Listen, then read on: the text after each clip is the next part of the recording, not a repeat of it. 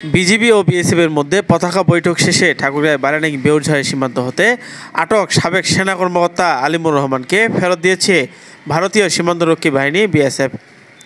Thakurgaon ৫০ BGB ব্যাটালিয়নের অধিনায়ক lieutenant colonel Tangier Ahmed সাবেক সেনা কর্মকর্তা শেখ আলিমুর রহমানের ফেরতের বিষয়টি নিশ্চিত করেছেন।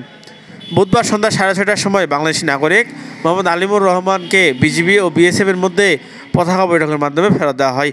এ সময় উপস্থিত ছিলেন Thakurgaon ৫০ BGB CO lieutenant colonel জনাব মোহাম্মদ তানজিম আহমেদ এবং বিএসএফের সিও কমান্ড্যান্ট জি পামেই।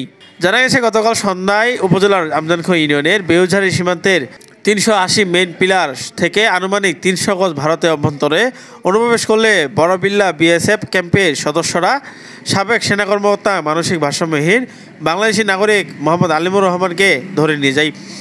আটক সাবেক সেনা কর্মকর্তাকে ভারতের গোয়ালপুকুর থানায় হস্তান্তর করা হয়। পরে পতাকা বৈঠকের মাধ্যমে সাবেক সেনা কর্মকর্তা আলিমুর রহমানকে ফেরত দেওয়া হয়।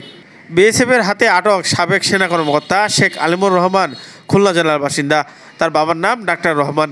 বাংলাদেশ সেনাবাহিনীর ৫০ কোর্সের লেফটেন্যান্ট পদে কর্মরত থাকা অবস্থায় অবসর গ্রহণ করেন তিনি।